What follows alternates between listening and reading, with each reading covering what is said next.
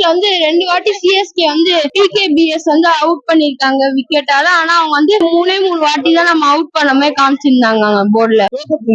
அவங்க பண்ற சீட்டிங் தான். 2 விக்கெட் வந்துச்சு.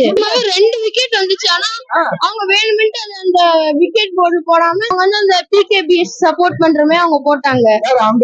அவங்க நின்றுட்டு பேசிக்கிட்டு சிஎஸ்கே வந்து பவுலிங் தான்.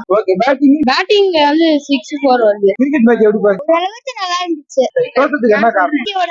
பேட்டிங் சிவம் துபே அவுட் ஆனது. அதான் அங்க சொன்னதேதான்.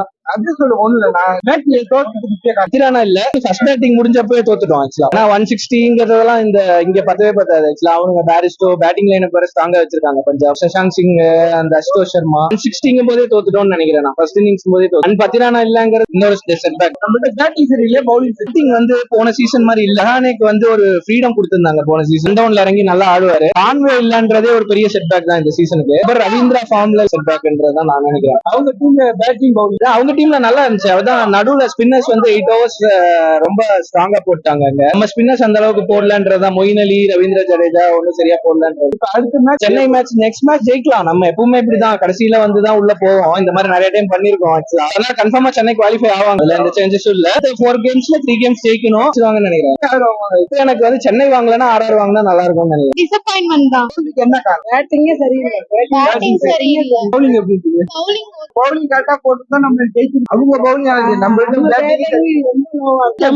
தமிழ் தெரியாது. மேட்ச் நல்லா இருக்காங்க. என்ன காரணம் நினைக்கிறேன்? பேட்டிங் நல்லா பவுலிங் நல்லா விளையாடுறாங்க. என்ன காரணம் சொல்லு. டீம் ஃபார்மேஷன் ராங்கா இருக்குன்னு நினைக்கிறேன். ஃபீல்டிங் சரியில்லை, பேட்டிங் சரியில்லை. பேட்டிங் பாருங்க சொல்லிடுறேன். எப்படி நம்ம போட்டு யார் வந்து ஜெயிக்க முடியாது. எல்லாத்தையும் ஜெயிச்சிட்டாங்க. பேட்டிங் இன்னும் கொஞ்சம் ஆடி இருக்கலாம். டூபே வந்து டக் அவுட் ஆயிடுச்சு. பேட்டிங்ல 6 and 4 இப்ப சென்னை பஞ்சாப் என்ன சொல்லுவாங்க அது தெரியல. ஆனா எப்பவுமே வந்து சிஎஸ்கே தான் கெத்து. அவங்க தான் வின் பண்ணுவாங்க. எல்லாம் நம்ம ஜெயிக்கிறோம். அது ஓகே.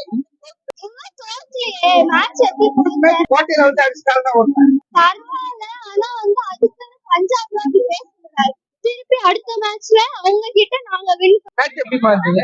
வேஸ்ட் மேட்ச் கேக்குது. பஞ்சாப் கிட்டயே அடியாங்க. நான் ஃபுல் ஸ்டேடியமே சைலண்டா இருக்கு. அந்த பாட்ட போறாங்க ஒரு பஞ்சாப் சாங். தோனிக்காக பார்த்தோம். அவ்வளவுதான். தோனி சென்னையில வந்து எந்த டீம் ஆனா நாங்க தான் போட்டது. அதெல்லாம் சும்மாங்க. நம்ம தான் சத்தம் போடுறோம். அவங்க சத்தம் போடாம சப்போர்ட்டே இல்லாம வின் பண்ணிட்டு போயிட்டே இருக்காங்க பஞ்சாப்காரங்க. ஓப்பனிங் பேட்டிங் நல்லா தான் இருந்தது. ரஹானே இன்னைக்கு கொஞ்சம் சரியா பெர்ஃபார்ம் பண்ணாங்க. மற்றபடி நம்ம இன்னைக்கு டூபே கொஞ்சம் பெர்ஃபார்ம் பண்ணதுனால மிடில் ஆர்டர்ல பிளாக் இருந்ததுனால நம்ம அடிக்க முடியல.